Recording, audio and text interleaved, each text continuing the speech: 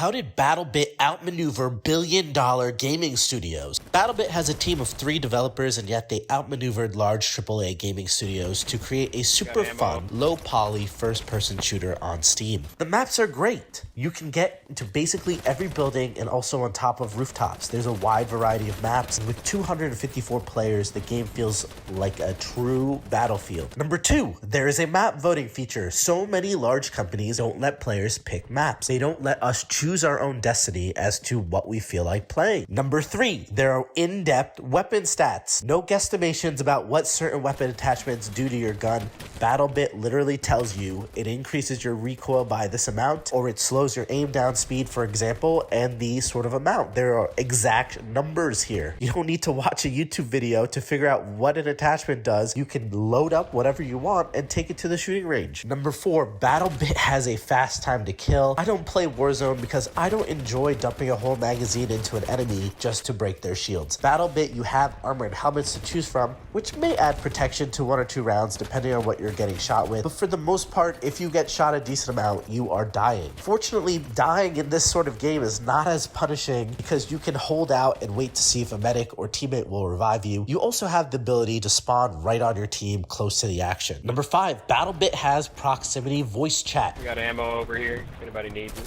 You can actually talk to your teammates and even enemies nearby. This is both entertaining and very useful for such a tactical game. Large studios have moved away from even things like voice chat in lobbies, guys. Spotting on me, bro. I'm not in a good position. Yo, he's around the corner. He's not. They're both pushing. Here we have BattleBit encouraging to bring gamers together to create an actual human experience on the battlefield. Stairwell right behind you. Right behind you.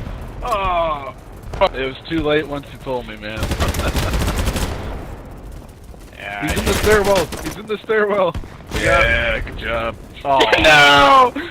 Number 6, the vehicles are balanced. I find that both Call of Duty and Battlefield have a tough time with this. The vehicles serve as spawn points and also are good for laying down fire. They are also easy to take down. The helicopters and tanks of BattleBit Remastered do not seem incredibly overpowered, and they have ample game modes without vehicles in them. So if you don't want to play against vehicles, you are not necessarily forced to do so. Number 7, there is a full leaderboard. I do not know why all of these AAA publishers have decided to hide your kills, hide your deaths, or not relay game-specific information to people while they are playing the game. God forbid little Timmy sees that he's 8-24 in a team deathmatch and rage quit or stop buying skins because, you know what? We're all super good players. Everybody deserves a medal. No, if you're doing poorly, you should see that you're doing poorly, and your teammates should also see that you're doing poorly. When you have 127 people on each team, it doesn't really matter where you are on the leaderboard. Number 8, the game is still very tactical. Team play is important. Magazine reloads are realistic. There's realistic bullet drop. There's a ton of destruction on the game. Sure, you can play BattleBit and just run and gun and run around, but I find that the teammates that are clearing the buildings together and that are communicating do the best in this sort of game. BattleBit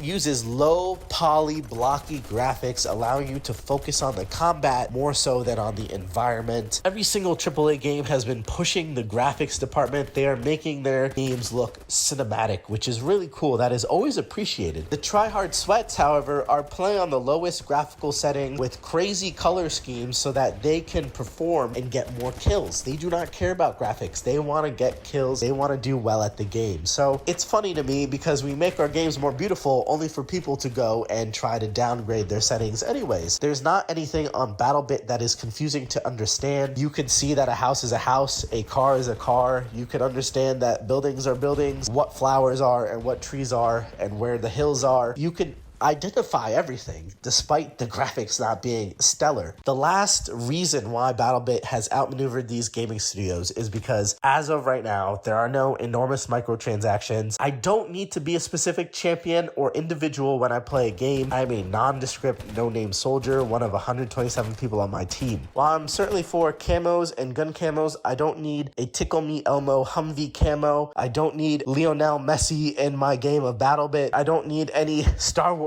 characters. They're only charging $15 for a game. I'm not against microtransactions. I'm just saying that gamers are fatigued about the fact that a game comes out and you do not have the full game. Those are 10 reasons why BattleBit is an awesome game, and 10 reasons why BattleBit outmaneuvered billion-dollar gaming studios with thousands of devs, art departments, creative directors. If you guys have any more reasons why BattleBit is totally killing it right now, please leave a comment down below. If you agree or disagree with any of the reasons, please also leave a comment. Tell me how we're doing. If you guys want to see more BattleBit videos, join the sexy subscriber club. You will not regret it. As always, have a great day, guys.